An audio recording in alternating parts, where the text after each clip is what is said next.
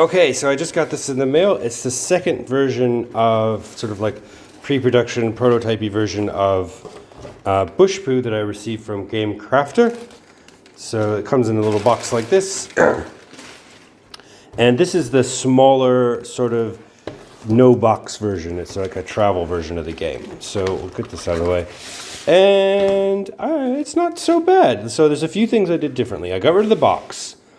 I got half as many cards, so I've redesigned the game so it works with 18 cards instead of 32 cards. Or sorry, 36 cards. I may do that again, or put the full deck back again. We'll see. I'll play test it through and see how it works with those cards. I used a larger bag for the draw bag.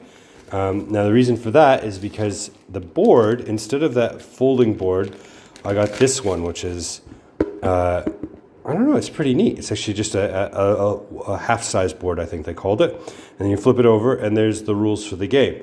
Which, if this was a complicated game, that would be annoying, because you'd be sitting there going, I don't know the rules. But since this game is super simple, you would sort of read, it looks like there's a lot there, but you sort of just read it through once and get it. What I might do actually though is, because I might put cards back in this, is I could print out a couple of reference cards with the rules on them, on a few of the extra cards. That's actually not a terrible idea, and I just had it.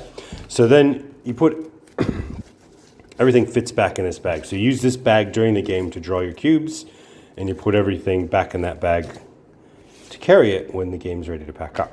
So not as nice as a box in a lot of ways, but still pretty good. Actually, I quite like the way that works. And then the cubes, I reduced the number of cubes a little bit. I think I put those back up though, because it didn't make that much difference to the cost. It made zero difference to the shipping. And I'm not sure if that's enough cubes. I basically I didn't cut it in half. I cut it up by about 20%. And these little cute little tiny meeples. So before I had those big meeples, and this one comes with tiny meeples, which for this version I think is good. That's just about the right size to fit on the board. Those big ones would be too big for this board. So overall, I'm pretty happy with the way that turned out.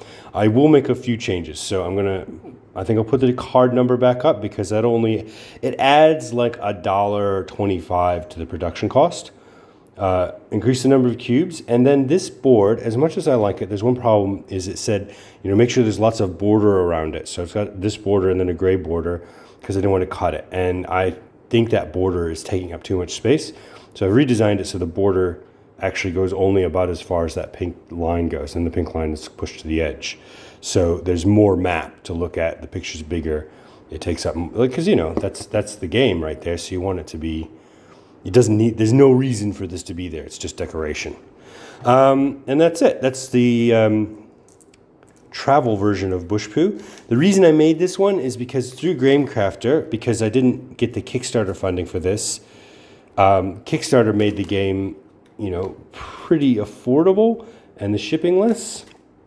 But through Game Crafter, because you're only printing one at a time, it's expensive. So this version, I think if I'm selling it, for me it was about $15 US, and then to Australia about $15 shipping.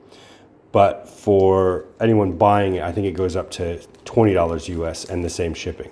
And then I tested it. If you ship to the US, this cost only about $5 US dollars, which is much better for shipping than the box. The box to here was about $23 to ship. And so that other one I showed that has the box with it, it ends up costing, something like $60, which is great. And I made some improvements there as well. I showed you on that previous one the box that's big and square and has no printing on the sides. I found a different one from them that's actually more the dimensions of a pandemic box. So it's thinner and narrower and longer. And that one costs the same, but it's printed on all sides and it looks much, much nicer. I'm hoping I have to order it and test it out. But there it is. I think the gold bag's all right. It was either gold or silver for that bag size. And, for the game, this is a pretty good option if you really want to have a copy of it. and it's just neat to see it. I'll say that like having the box version felt more like the real deal, but that's all right. This is like the travel version. All right, thank you.